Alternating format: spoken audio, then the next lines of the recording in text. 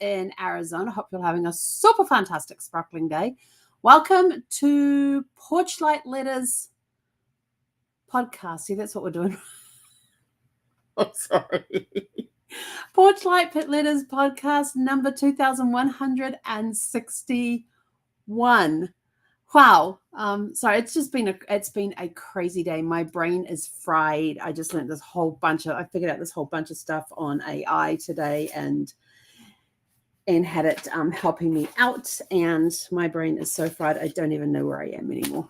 But let's see if we can get this. So welcome to podcast number 2161. We are 30 days from celebrating 6 full years of doing a podcast every single day. And in 2020, we did 2 a day. I think we did that into 2021. I'm trying to remember when I stopped doing the 2 a day one. All I know is I got a message from Facebook to say that, hey, in 5 days, all of your Facebook lives are going to be wiped out of your account. And I'm just like thinking, yeah, that's like 3,700 of them. But anyway, if some disappear and I need to use them again, if I don't have them on YouTube, I'll just have to recreate them. Oh dear, how sad. Never mind. Anyway, so this week we're talking about our volume 10, which is Brave Enough. Hang on, let's see if I can find some water in here.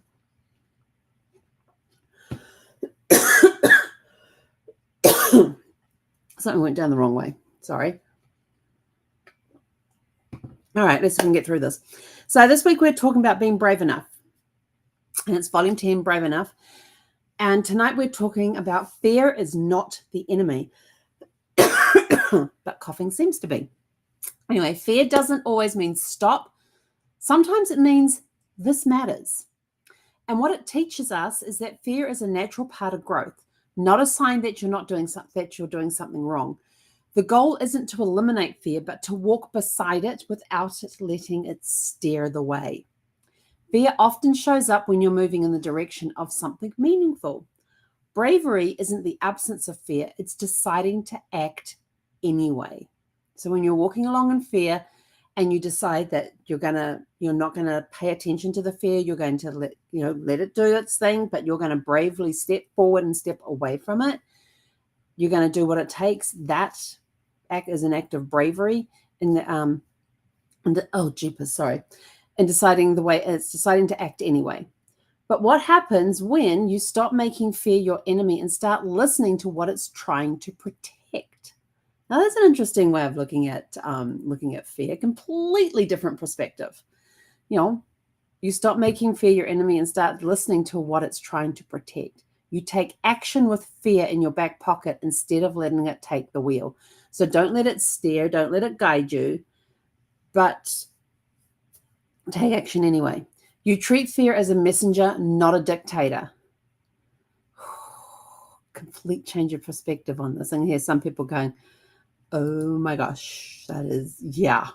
I have not looked at fear in that way. You allow fear to inform you, but not define you. Remember, it's trying to protect something. In how we carry forward, we ask, what is fear trying to teach or show me right now? And shift your mindset from fighting fear to moving with it. Remember, don't let it define you. Let it inform you, but don't let it define you. And it is a messenger, not a dictator. And don't let it take the wheel. Choose one action this week that feels brave because fear is present, not in spite of it. Wow. How many of you just had an aha moment with all of that when we're talking about fear and completely changing the perspective of it? Yeah. What is it? Fear stands for face everything and rise. If you think of it that way, instead of face everything and run. Isn't that the other one? I like face everything and rise. That's what fear stands for. Face everything and rise. Let's see. Where are we up to? Oh, legacy connection. Imagine the stories your loved ones will one day tell. She was scared, but she still showed up. That kind of courage echoes through generations. Going back, looking at your ancestors' lives, at their stories, at the things when they migrated from one country to another country, That was taking action. Did they have fear about going to these new places and things? Yeah, more than likely, yeah, because they were stepping into the unknown. They were moving with it.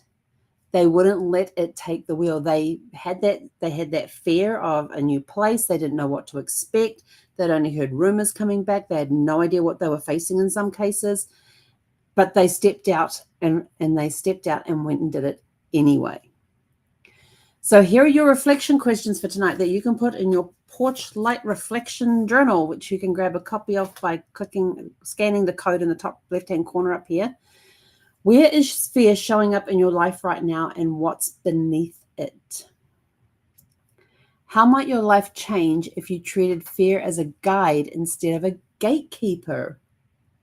Well, that's an interesting question now, isn't it? That's got some of you thinking. I see the cogs turning. What's one thing you've done in the past that scared you, but you're glad you did it anyway? And our closing thought for tonight is fear isn't failure. It's a signal, a mirror, a reminder that you are alive and stretching. Let it walk with you, but not lead you. You're brave enough to keep going. And with that, we are out of here. Go out, have a super fantastic, sparkling evening. And we will catch you guys back here tomorrow evening at 6 p.m. Pacific. We're now going to go for a walk in, I think it's like 113 degrees Fahrenheit outside, which is, I think, around 45 degrees Celsius before the thunderstorms come. We're under the threat of thunderstorms now. And I will tell you this, the air is not good out there right now. We were out doing some errands this morning, and everywhere you look, there were places you couldn't see because the dust was so thick in the air.